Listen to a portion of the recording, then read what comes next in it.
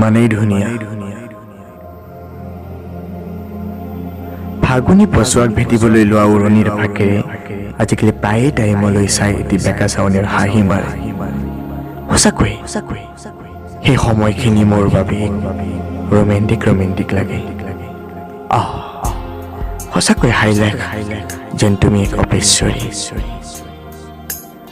লাগি চাইছো কেতিয়াবা হৈ পৰিছো কাল্পনিক হিৰো